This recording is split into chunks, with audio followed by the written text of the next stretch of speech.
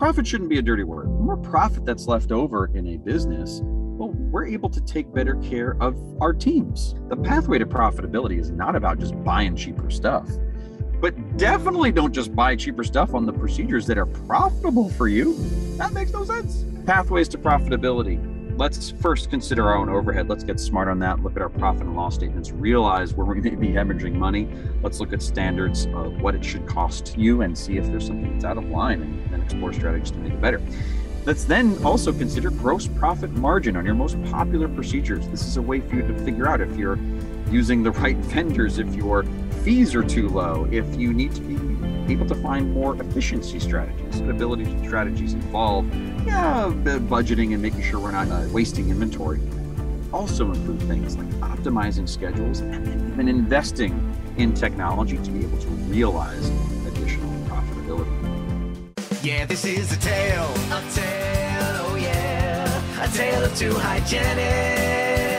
So there might be only one, bringing the best of dental knowledge, and we do it all with ease. We cover oral health and screening, and preventing gum disease. We're gonna do a lot of learning, and have a little bit of fun working at the dentist.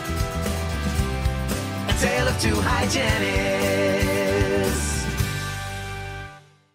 Welcome back, everyone, to another episode of A Tale of Two Hygienists, episode number 349. My name is Andrew, and for today's episode, I'm really excited. It's the second in the series that we have in partnership with DEXIS, highlighting their DEXIS Days event, which, if you didn't hear from a previous recording, all of this month, the month of September 2022, if you're listening in the future, they'll be having free CE every single day. Well, Monday through Thursday. And then they'll have 2 courses every day.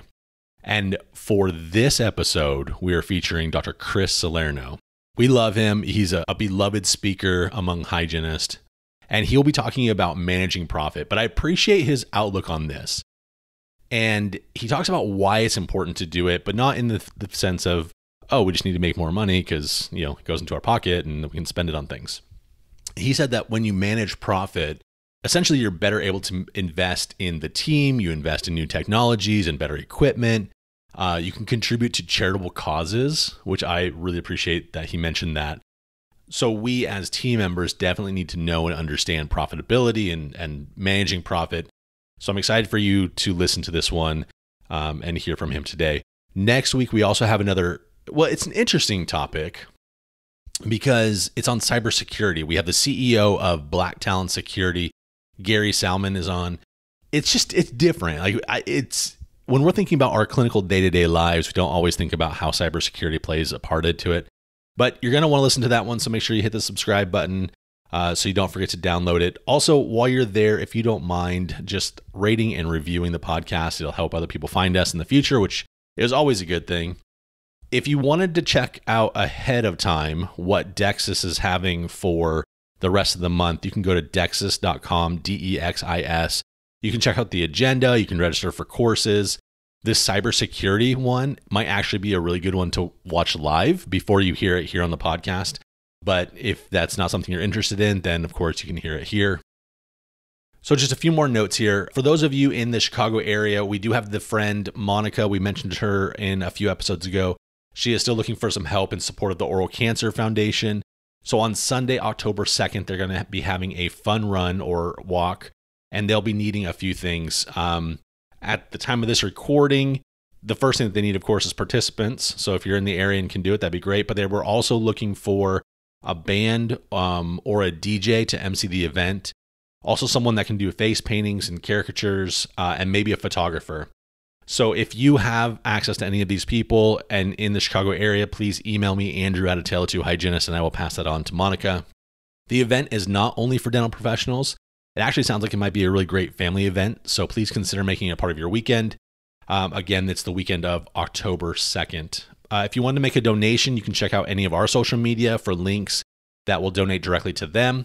But if you have any other questions or thoughts, go ahead and send me an email and I'll forward it to Monica. We did finalize our spot at ADA SmileCon for the Podcaster Lounge. So we go on Friday, October 14th at 11:30 a.m. from the stage. It's in Hall B, booth 1403. If you are attending, please stop by and see us. we're going to be doing the show live. I'm not exactly 100% sure what it's going to look like yet. It sounds like there might be a stage. It sounds like there might be kind of broadcasted out for everyone to listen to, but it also might just be something that we're recording internally like we have done for all the other ones. But we are only on for an hour. So from 11:30 to 12:30, if you want to stay around and chat for a bit afterwards, we'll be more than happy to do that. And I will be going with Erica Flateau, who you've heard on other shows. She's going to be helping me co-host those episodes. And then speaking of podcast lounges and podcasting, last Friday I did an episode on podcasting. I'm really actually very proud of that one. It's a little bit podcast promotional, which I think it should be. I mean, this is a podcast after all. But the reason why I like it is I think that you get to hear a little bit more of me and you get to know me just a little bit better. So if you haven't heard that one, make sure you go back and give that one a listen. And then the last thing I have on here is 2023 is just right around the corner. So we sent out our annual survey. It's the survey that asks, what could we be doing better? What do you want to listen to? What speakers do you want us to try and get on the show? Topics, etc. So if you have that survey, it should be in your inbox. Please go find it and fill it out. We will be doing a drawing for a $50 gift card. I think it's an Amazon gift card at the end of the week. So you have to hurry up and make sure you do that. If you're not signed up for our newsletter, go to our website, atale2hygienist.com. Make sure you sign up so you don't miss the next giveaway or survey that we do. If you did not get a survey, don't fret. You can go to our social media. You can find the post there and you just follow the link and you'll be entered into the contest. Thank you so much for filling out the survey. It really means a lot to us. I think that's it for me for this week. Thank you so much for listening and enjoy Dr. Chris Salierno. A tale of two hygienists. Hey friends, quick pause in the show to remind you about the CE offered for several of our episodes. All you have to do is click into the show notes and follow the link to the CE Zoom website. Answer a few of those questions about the episode correctly and you'll be rewarded the appropriate amount of CEUs. This wouldn't be possible without a partnership with our friends at TempStars. TempStars is more than just a temp and a placement service. They are clinician-led and education-focused and strive to perfectly match individuals and dental offices. Learn more about tempstars.com or go back and listen to some of their tip episodes. They are absolutely worth the listen. And now, back to the show.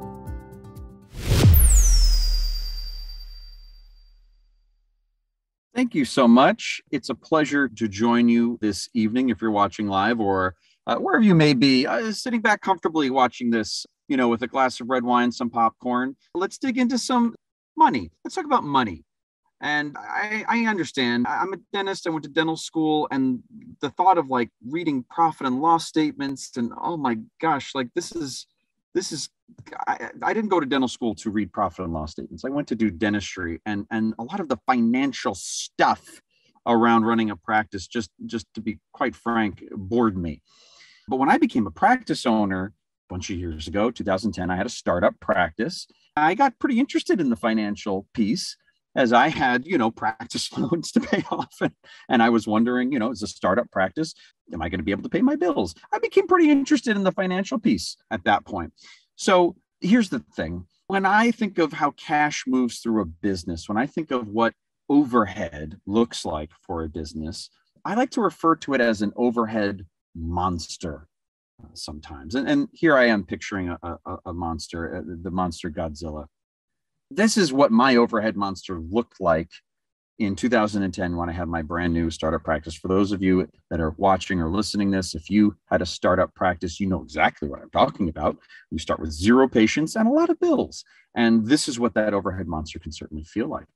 But my goodness, when we hopefully have a more established practice, or when we're able to have a practice, or we inherit a practice or buy a practice that is strong and up and running, well, then maybe our monster is a little more tame. But gosh, it can slowly creep up on us. It absolutely can consume our profits and leave us with very little left to take home. But I want to be very clear here. When we talk about profit, gosh, that can rub some people the wrong way. Some folks can feel a little icky about that. We say we're healthcare providers. We shouldn't be focused on profits. That's a bad thing. Here's my piece before we get into our course right now. Profit shouldn't be a dirty word.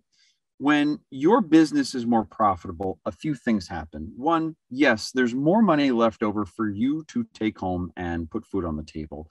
Let's stop apologizing for that. That is important. Number two, the more profit that's left over in a business, well, we're able to take better care of our teams, right? We're able to take better care of, gosh, it's really hard to give a raise to someone when we're really concerned about being able to make payroll. We're able to invest in our practices more. We're able to invest in technology to be able to take even better care of our patients, right? It's really hard to do that when we're struggling to make payroll. And number three, when we have more profitable businesses, we're able to discount and donate care to those who need it most. So profit is not a bad word, and I think we can be very responsible healthcare providers while still keeping an eye on the bottom line and making sure our businesses are very healthy. So with that being said, what we're going to talk about in our session today, what I call the two overheads. You're certainly aware of the one kind of overhead. We'll define that still a little bit for those that are a little fuzzy on it. But then we'll also talk about this second kind of very hidden overhead, the overhead of providing an individual service. Very interesting. And then we'll discuss some profitability strategies around that. All right, let's dig in. So first I ask my audiences when I go around the country, even around the world, what is overhead? And I get a mixture of explanations and possible definitions. A good armchair definition I hear a lot is, well, it's the cost of doing business. Yeah, that's a pretty good one. Here's an article from Roger Levin from Dental Economics a few years back, where he says, look, there's your formal accounting definition, but a good armchair definition for a small practice, small business is it's all the money that you don't put in your pocket. That's what overhead is. That's a pretty good definition for a small business. So what should the overhead of your practice be? And what is it for most practices? Well, a few years ago when he did his analysis, Levin found that the average overhead for many practices was 75% for GP and for specialties, 75%. So what that means is 75 cents of every dollar that is collected by the practice, 75 cents goes to paying all the bills. And we'll get more into that in a moment. And so 25 cents of every dollar that's brought in is left over for profit in the business, which is either used to invest in new technology or it's your take-home salary, that sort of thing. So 75%, what could it be? Well, the numbers he shared, and I think these are reasonable ones. For a general dentist, let's call it 60% is pretty reasonably achievable. Now, I've heard stories, maybe you have too, of some real lean practices that can get down to 50% of overhead. Sure. But for the average practice, let's call it 60%. Yeah, that's pretty achievable. So what that means is there's 15% of margin that's being left on the table. There's 15% of profitability that's used to pay you or to reinvest in the practice, to pay your team, to whatever it might be. That 15% is it's hemorrhaged. It's just lost. And we'll look at how that can happen. And you could see for specialties, there's different reasonably achievable markers for, say, a perio or oral surgeons. 50% is very reasonably achievable, and it varies by specialty. Well, where do you find this overhead thing? Even as a young dental student, I remember hearing boogeyman stories and watch out for overhead. It'll take over your practice. But I was like, all right, that's good, but I don't know what that means, and I don't know where to find it. How do I detect it, right? This is from your profit and loss statement, the P&L, also known as the income statement, also known as the thing they totally should have taught us about in dental school, but we just never learned about that and had to figure it out on our own. So very simple a profit and loss statement, income statement that I'm sharing here. This is that thing your accountant should be handing to you at minimum twice a year. I would suggest it should be 4 times a year minimum. It has your gross income, maybe some adjustments and things that happen to that, but your gross income, and then your expenses. Your expenses, for armchair definition of overhead, your expenses is your overhead. It's all the stuff that happens to your income before what is left over at the end, that net income, from which, as a small business owner, you draw your salary or you leave in the practice to have as a little nest egg to invest in new technologies and take courses and travel and whatever. Okay, great. What should your overhead be? If you were to look by your certain line items like payroll or dental supplies, how much is too much? When are these numbers out of whack? Let's pretend that you and I owned a practice together and we looked at the profit and loss statement. And I said to you, gosh, business partner, you buy those fiber posts. Those fiber posts are really expensive. I need you to start using the cheaper stuff. I'm looking in the catalog here. Oh my gosh, that's a lot of materials, and the resin cements used. Oh, come on, just use these cheaper posts. And I'm looking here. Dental supply bill was 70 grand. That just seems like a lot. So stop using fiber posts. That level of analysis is what actually goes on. And if you're a solo practitioner, maybe that's what goes on in your own mind, right? You say, I need to start buying cheaper stuff, using less expensive labs, using less expensive materials. And what I want to convey to you tonight is that really isn't the best decision. We can make more informed decisions about overhead. And the pathway to profitability, there's so many more exciting routes to take than just buying cheaper stuff. And to be quite frank, buying cheaper stuff in many cases can come back and bite you. So as it turns out, there are, for the four major types of expenses, four major subdivisions of overhead, there are some general guidelines. There's some things we can look at that will help give us some parameters. So number one is staff. To no one's surprise, the most expensive part of running a dental practice is paying your staff, your hygienist, your office manager, your front desk, et cetera, your assistants. What should that number be? Generally speaking, you'll find a leaner practice at, say, 20%, and you'll find a maybe more seasoned practice with some veteran team members who we love, and the members, your patients, love them. It may be closer to, say, 30%, but let's call it 25% or so. So 25 cents of every dollar that is collected by the practice in a well-running machine, 25 cents of every dollar that comes into you as income goes to paying your team. This is including hourly wages, salaries, benefit packages, 401k, medical, the whole thing, bonuses, the whole thing. Okay. Next, supplies. So your Shine, Benko, Patterson, right? All your suppliers, your supply bill would come to, say, 5, 6, 7%, somewhere around there. Real good target for a real lean practice is, say, 5 or 6%, somewhere around there. Certainly 7% is a more normal average.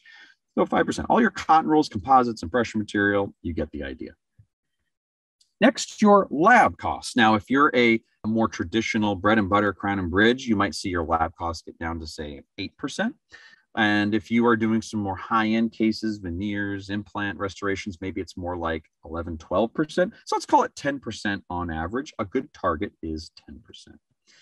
Rent. Boy, there's a lot of variability here. If your lease is, or your rent is in a high rise in Manhattan versus in Nebraska, right? There's a lot of variability, but let's say 5% national averages. Where I practiced on Long Island, that was more like 7% just because of the cost of renting space there. These are the four major sections of overhead where we have very well-established targets, from the Academy of Dental CPAs to practice management consultants. They all generally agree on these targets within a percentage point or two. All of the other costs associated with running a practice, your marketing costs, your staples bill for paper, for your printer, all of that other stuff we'll call just miscellaneous for our purposes, and that'll be about 14, 15%. If you're able to keep these line items to these areas, the four major ones plus all of the other stuff, that's how you reach a target net income of about, say, 40%, getting to that 60% overhead, 40% net income. And again, by income, I don't mean you take all of that money home and pay yourself from that, although you certainly could. From that is also your ability to grow the practice, to weather any financial storms that may come your way, to invest in technology, etc. So a good practice is that 4 times a year, when your CPA is handing you this profit and loss statement, this income statement, or if you're really good at QuickBooks and you're just running these numbers yourself, that you take a look at these numbers and see where they fall into these percentages. And you can start to detect early if you're running askew. This is how the calculation goes. You take that line item cost, say dental supplies, divide by your gross income times 100. This is a pretty simple calculation. That's your overhead percentage. And so in the example that I was just giving, where we said 70 grand was on dental supplies and the income was 600,000, you're at about, let's call it 12% for dental supplies. What should it be? 5, 6, 7%. So yeah, we are in this practice, in my opinion, we may be spending too much on dental supplies. Now, I say maybe. I say maybe because it's really important that we look at all of these numbers together. I'll illustrate the purpose. Let's say you do this calculation, you see your supplies are too high, maybe your miscellaneous is too high, but everything else is right about where it should be. Well, this is interesting. Now, as an informed, active business owner, you can start to make some strategic decisions. If your supply cost is too high, it doesn't mean pick up the phone and talk to your rep and say, hey, charge me less and I want to buy cheaper materials or whatever. It could also be inventory management issues, buying too much, waste, spoilage. We could come up with maybe you're working with too many different suppliers and it would be better to leverage your own power of buying and put it all in with one supplier. There's a few strategies we might start to employ, but when we have this data in front of us, that is when we can start to make these more informed decisions and ask the right questions of our team, our consultant, our CPA, our lead dental assistant that does the supply ordering for us, right? We can start to get some better information.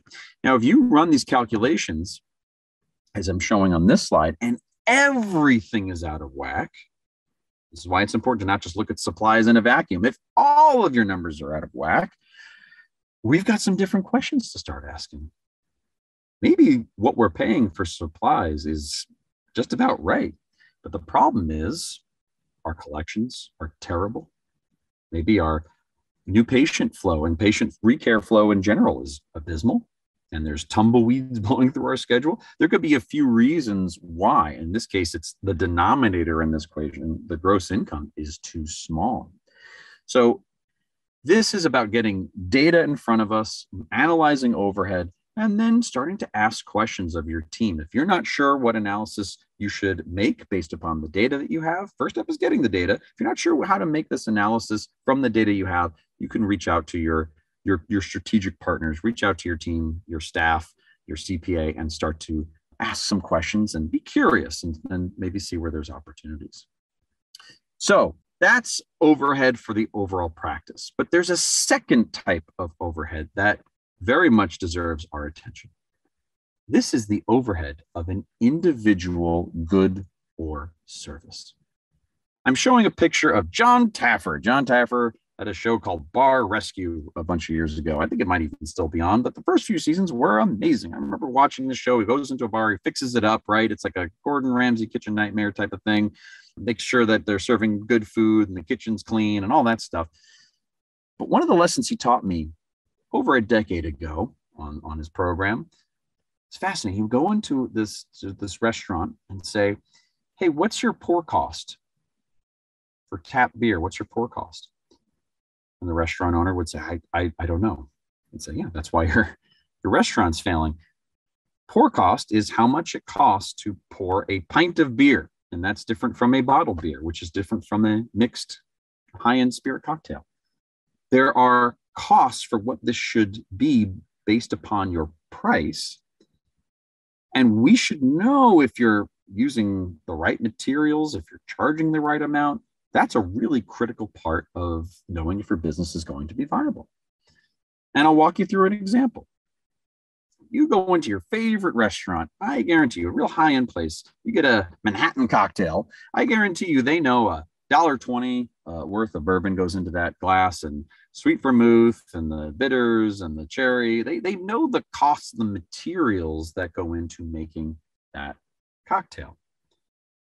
That's the cost of materials. What's the other cost associated with how this gets placed in front of you? Labor, right?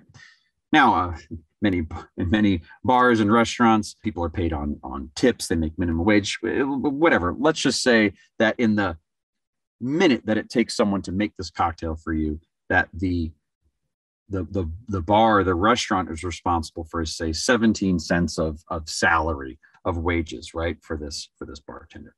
So we have the costs of the materials, and we also have the cost of labor that goes into making this cocktail for you. Total cost in this example is, let's say it's $2.23. Okay, that's interesting. let's compare this to what the charge is. Let's say they're charging $12 for this Manhattan. Well, with some simple subtraction, we say what's called gross profit is $9.77. Simple subtraction, right? $12 minus the cost of materials, the cost of labor, $223. The gross profit is $9.77. Now, does this mean that restaurant gets to take the $9.77 and the restaurant owner puts it in their pocket and says, that's my profit? No. This is gross profit. What you put in your pocket, so to speak, is net profit after you've paid for all the other stuff. You still have to pay for the lease and the other employees that are in the place, and you have to pay for the electric bill and all that other stuff, all the other overhead items. But gross profit is what's left when you take out the cost of what we call direct materials and direct labor. The materials that are required to make the thing and the person's time to make the thing. That leaves you with gross profit. When you, and I'll show you the calculation in a moment, when you do another little calculation based on the price, you're able to figure what's called gross profit margin. It's the profit margin of when you factor in the direct materials and direct labor. And so in this example, it would be 81%. And there's standards for this. In the restaurant industry, they say this is a high-end spirit cocktail. Your gross profit margin should be between 80 and 85%. And if it's below that, well, there's a problem here. You're not charging enough or whatever it might be. This is a photo of Marcus Lemonis, another TV. I learned my best business education from television. Marcus Lemonis is on a show called The Profit. Fantastic show. Highly recommend you watch it. If you've ever seen The Profit, he goes into businesses, invests in them, small businesses, and he asks the same thing, whether he's walking into a flower retailer or a used car shop or coffee manufacturer, whatever it is. He asks, what's your margin?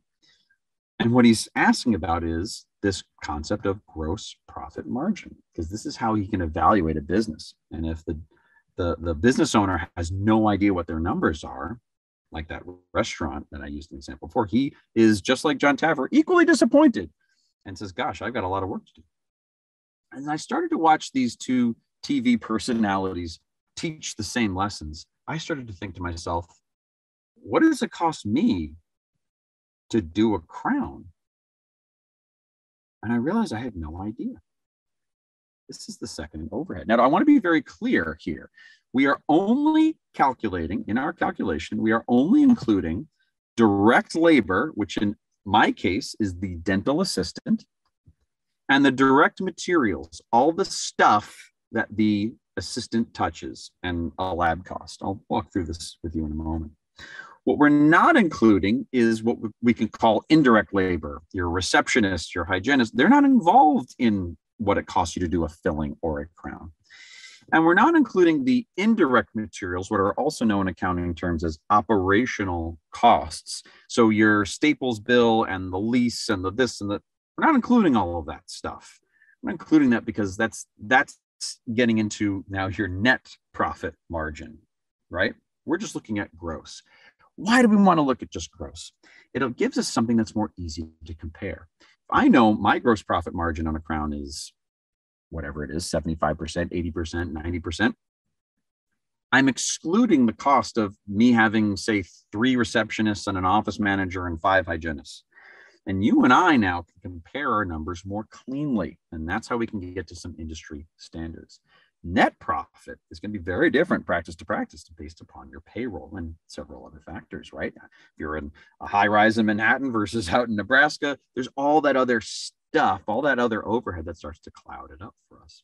So I wrote an article on this, and if you're listening to this or if you're watching this and you want to dig in, recommend this is available for free on dentaleconomics.com. I wrote an article called Gross Profit Margin, an Underutilized Tool in Managing Profitability, and I walk you through the calculations. And I did the math. I actually did the math. I looked at what it cost me to do a thing. If I ask most dentists, what's your crown margin? They're going to say, chamfer. And That's not what I'm talking about, right? I mean, what's your profit margin? They're like, I don't know. Like, what does it cost you to do a crown? What are they going to tell me? They're going to tell me their lab costs. We know the lab costs. We know that one pretty well. What about all the other stuff that goes in, all the other direct materials and the labor that go into this? So I added it up. And yes, I'm recommending that you too add this up for your top procedures, right? So you look at a crown, a two-surface filling, an endo, an implant crown. Just pick the 5-6 major procedures you do. And when there's some free time with your team, patient, no shows or cancels or whatever, sit down with whomever's involved with ordering. Usually it's your lead assistant, and think about roughly. Don't get crazy about counting pennies and cotton rolls and stuff, but come up with an idea of what it really costs you to do a thing, because it's illuminating how much some of the stuff costs. Turns out for me, my lab cost at the time was $110 per crown, but the real cost, the total cost, when I included labor and all of the other direct materials, it was $176 and change. Now, my assistant was making $18 an hour at the time. This is some years ago. And so I'm just showing for simplicity, $18 an hour. That means if it's an hour and a half for me to do a crown, right? Prep tip impression for an hour, 2 weeks later, half-hour insert, my assistant's making $27. And then you see all of the other costs for cement and provisionals and all that other stuff. So here is the gross profit margin calculation. This is generally accepted in business principles and small businesses and large businesses around the world. I would hope that we now as a dental profession start to look at this too.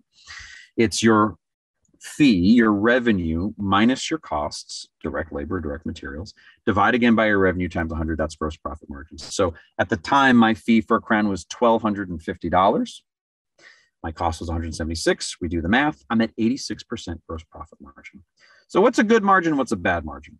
I would say, generally speaking, well, first of all, this depends upon what your net is, right? It depends on what the rest of your overhead is. Some of us will become less profitable. We'll start to turn into being not profitable if we've got larger overhead. A leaner and meaner practice can absorb some worse gross profit margin because the rest of their expenses are pretty low. But in general, I think armchair, follow letter grades. 90 and above is an A. If you're in the 80s, it's a B, C in the 70s, and so forth. Generally speaking, when you're getting below, say, 60 gross profit margin, you might be getting into an area where the margins are running real thin. And at some point, say at 50% or 55%, again, it's going to differ. At some point, you're going to hit that break-even point where you are making no money to do this procedure or even losing money to do a procedure. So I did the math, and what I'm showing you here is an analysis. Just, I did for 1 root canal versus 3. I was just curious. You don't have to do that. I think the procedures I recommend doing this for are a 2-surface composite, because we do those all day long. You do a 2-surface composite, well then, gosh, you don't need to do it for a 1 and a 3, right? Do a 2-surface composite, do an endo, say a 1 canal, root canal, if that's what you do often. Post and core is interesting. Do a denture if you're doing those, a crown, implant crown. Just do the major procedures that you're due. Come up with your materials and your assistant time, and that's a real precious number for reasons we're about to show. So here's my numbers for a 2-surface composite. I add up the materials. I come out to about $8. That's bonding agent. It's blah, blah, blah, all the stuff that the matrices I'm using. It's all that stuff, wedges, all of it. I'm doing a 2-surface composite in 30 minutes. And so if my assistant's making $18 an hour, that means I'm paying that assistant $9. So my total cost, materials and labor, my total cost to do 2-surface composite is $17. That's interesting. It becomes more interesting when we turn it into margin. If I'm getting my private office fee of $230, then my gross profit margin, assuming my costs are $17, is 93%. That's amazing. Do you know what gross profit margin is in like most retail? Like 50% if you're lucky. This is a very profitable procedure to do a 2-surface composite.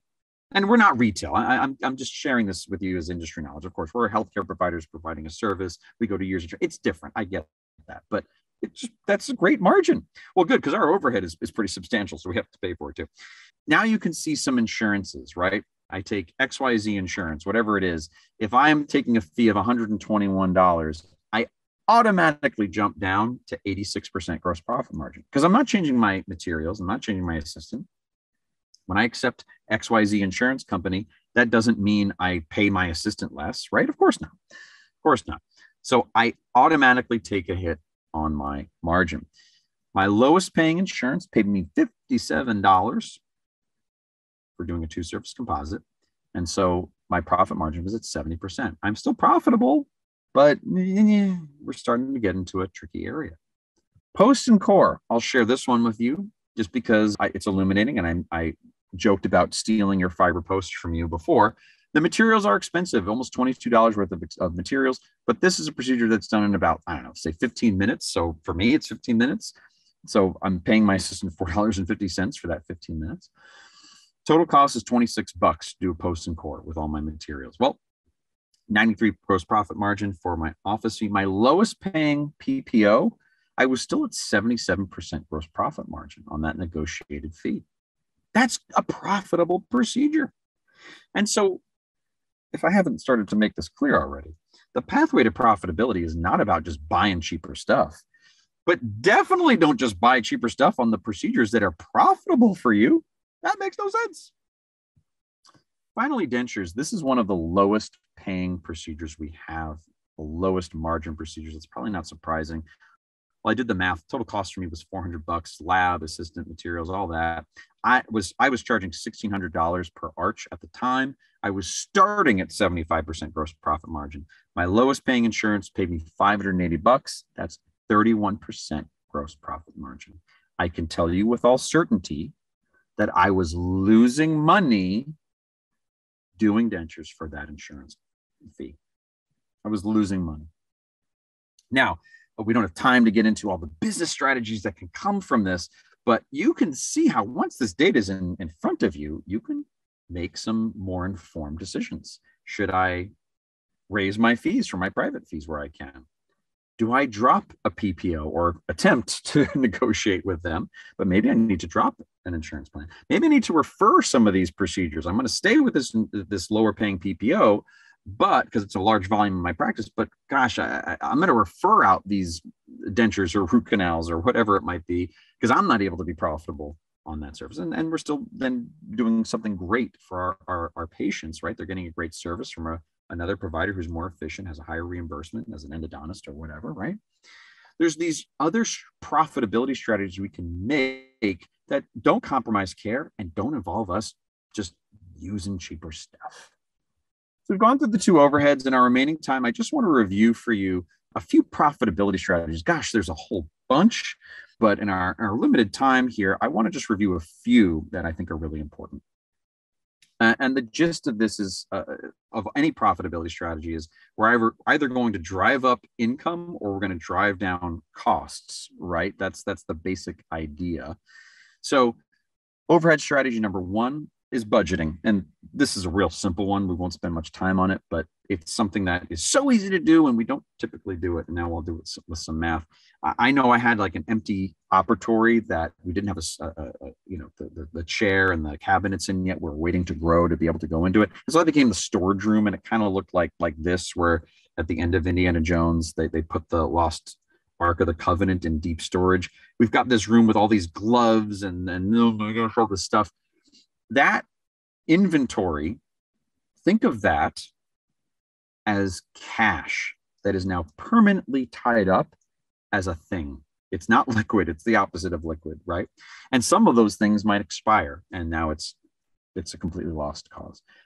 In a perfect world, in manufacturing and in industrial manufacturing and in larger businesses, the goal is what we call just-in-time production. The goal is that in the dental world, you're running out of that impression material right as your UPS or FedEx person is coming in saying, here's in a fresh order, sir. Like, that's perfect world. And of course that doesn't happen. We do have to keep some inventory, especially these days when the supply chains are being fatigued. Well, how much inventory should you keep, and how much should your team spend on making sure that you have what you need?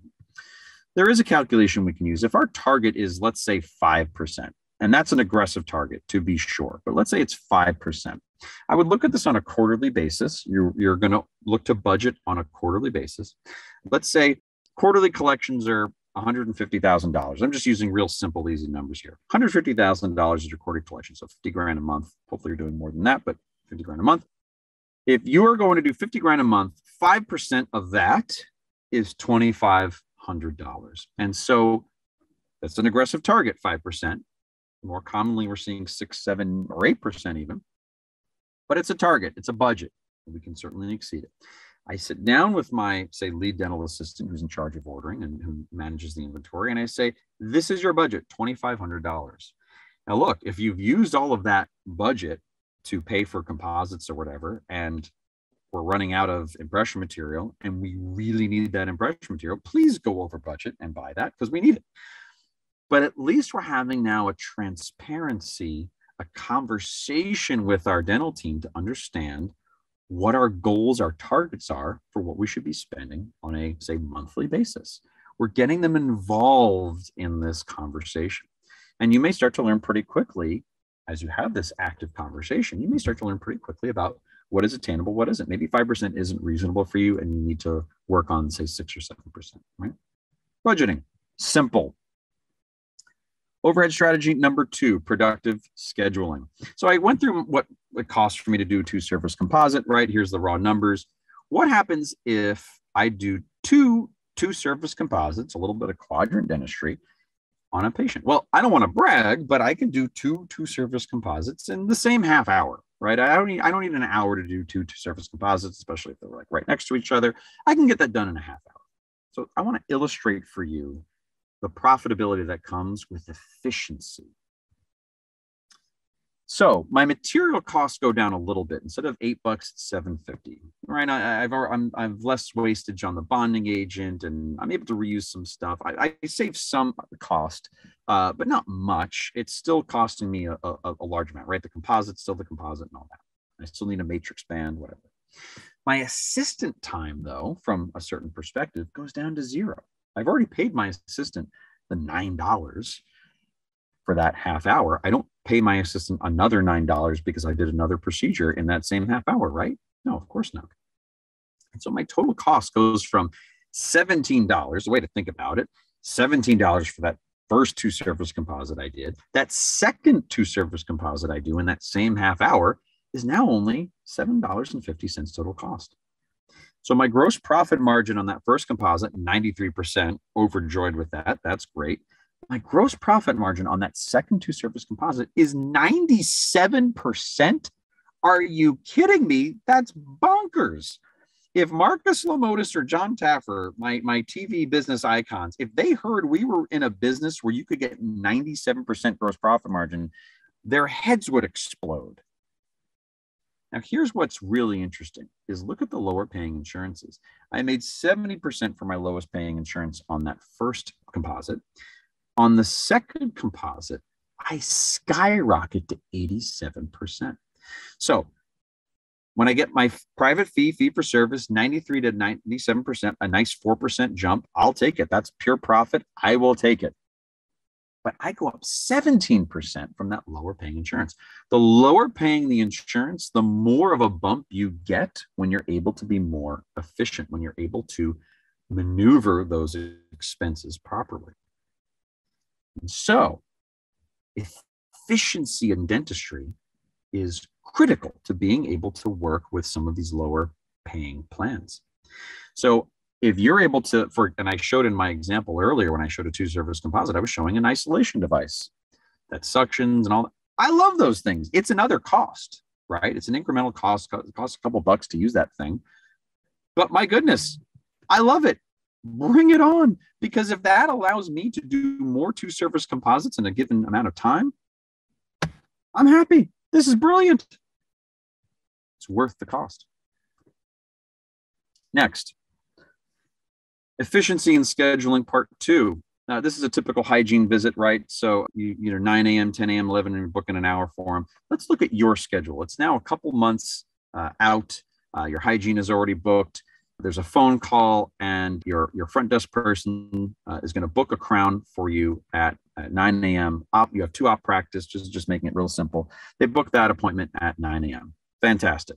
A couple weeks goes by. Now you're a month and a half out from this scheduled day, and another appointment gets made for another crown, and then they just put that in at 10 a.m. Great, the schedule is filling up, looking like a nice morning, right?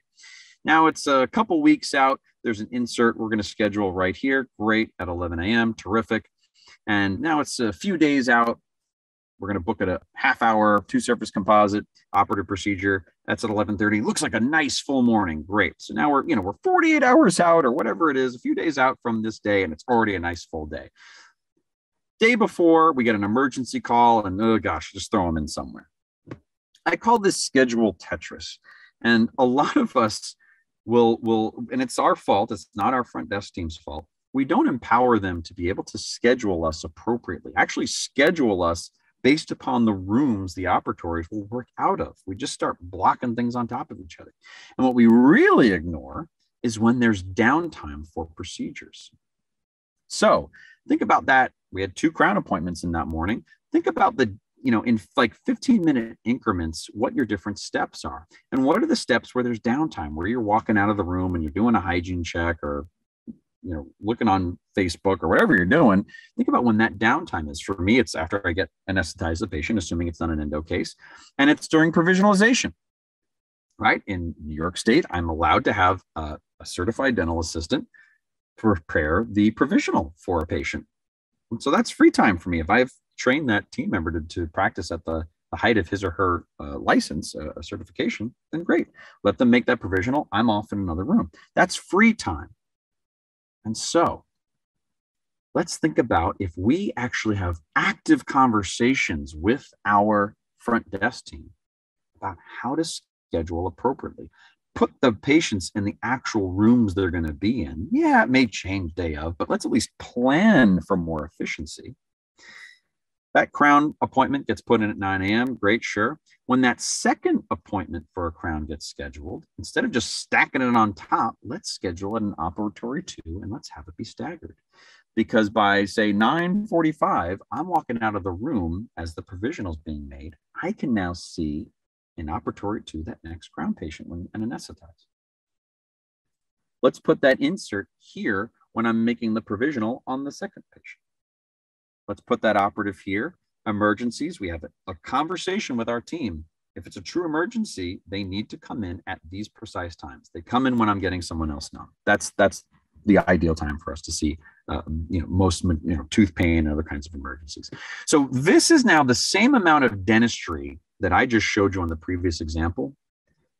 But instead of this going all the way to 11, I've now created an entire free hour in your day with which you can schedule more treatment. And this is how you fight overhead, by being more efficient. Now, I'm not asking people to go nuts and just, run around from room to room like a crazy person. Go at the pace you need, enjoy yourself, enjoy your life, make sure you do outstanding dentistry. Don't make yourself crazy. But I want to illustrate for you that there are inefficiencies in our days. And if we're just sitting in the back checking Facebook, my goodness, wouldn't it be better if we're actually providing care and making the day go faster and fighting our overhead very powerfully? And I'll leave you with this last profitability strategy. There's so many others, but I would recommend that we invest in technology. I mentioned the isolation device before. Sometimes you have to spend money to make money. And especially if we're participating with some insurance plans or some lower paying PPOs, we might think, well, I can't afford new technology because of what I make per procedure. And as it turns out, that's the opposite of what we should be thinking. So here's some numbers for a traditional crown. I shared this with you. It cost me $176 to provide a crown that's direct materials and labor and lab costs, right, which I consider part of materials. I'm at 86% gross profit margin for private fee. My lowest paying insurance was $400, 56 gross profit margin, 56% gross profit margin for a crown. That's bread and butter dentistry. Oh my gosh. I'm arguably breaking even or losing money. That's an eye opener. Look what happens when we invest in technology. If I'm investing in a digital scanner, if I'm taking digital impressions, my material cost goes down. And this is what we hear our wonderful sales representatives, of course, tell us this, and they're right. You're going to save on impression material. Yeah, that's true. That's great. But there's even more exciting things that come along with it.